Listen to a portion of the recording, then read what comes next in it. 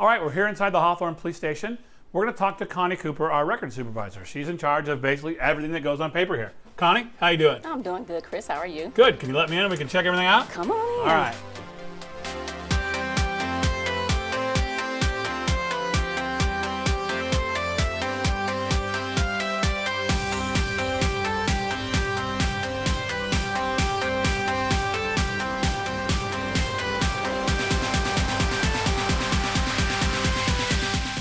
Hey Connie, how you doing? Chris, I'm doing good. How are you? Good. Can you show us what's going on here in records? Well, let's do it. All right, tell us what you do. Well, I'm the supervisor of records, of course. Our primary duty here is to run the criminal history information on all the prisoners that are brought in from the officers when they make their arrest. We gather all the information so we can charge them accordingly, whether misdemeanor or felony. So we're the gatherer of all the records. Is there a lot of paperwork, a lot of files? There is a lot of paperwork that goes on here, and if Let's you see. follow me, All I right. can give you a little bit of what we Let's have. go check this out. So here in our little cubby hole, this is a result of all the arrests that comes through from the field officers. Here is where we run their backgrounds. We gather that, we forward that to the investigator so that they can know how to prepare their court processes. About how thick is one police report? Can you just grab a report and show me what an in-custody packet? Maybe on average, we have it somewhere like here, but for security reasons, I can't really show that. we understand but that. On average, this is about.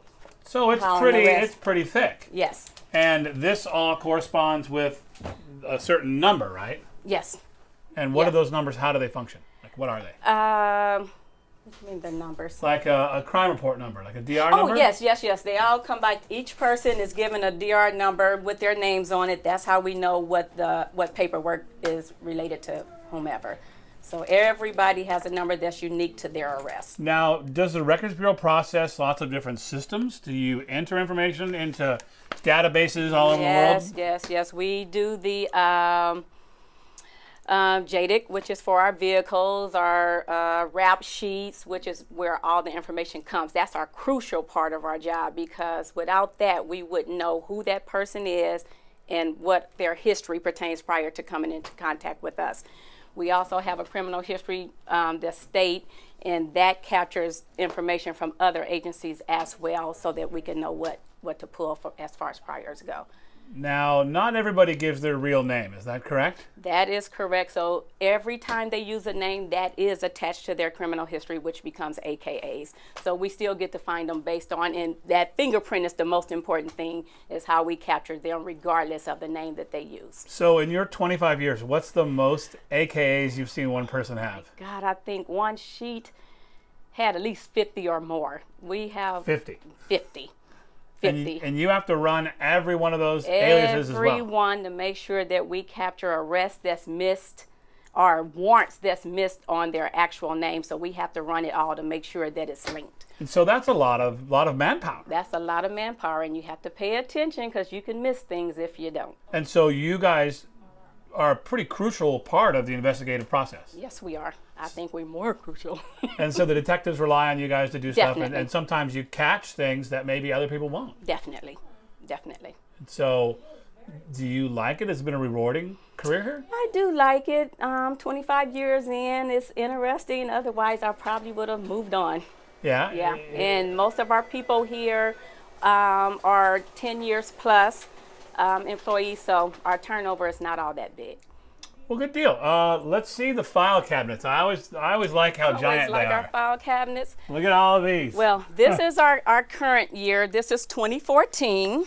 20, and so every folder corresponds to what? How many crime reports? It's 10 reports per folder. And as you can see, there's, maybe it doesn't look great, but there's a lot of paperwork that goes through this place. There's a lot of paperwork, whether they're arrested or not. Every report written goes into these folders. Now, if I wanted a police report from, say, 1993, what would happen?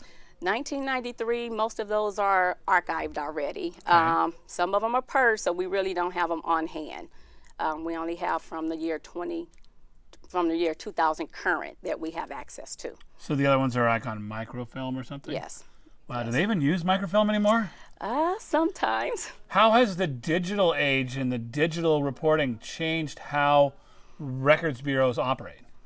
It's actually more efficient for us being digital because you have everything at hand. You know, it takes away from the microfilm. So the digital is really the best way to go. All right, well, I appreciate that. One last question. Who gets to choose the color? I do. You do, huh? I really like that purple. I do. It's very kind of calming. It's like chrysanthemums. And you just go in here and it's like kind of zen, Yeah. you know. Yeah. Well, hey, Connie, I appreciate your time. Thank you very much. And that's a look at our Records Bureau. And hey, that's on the record.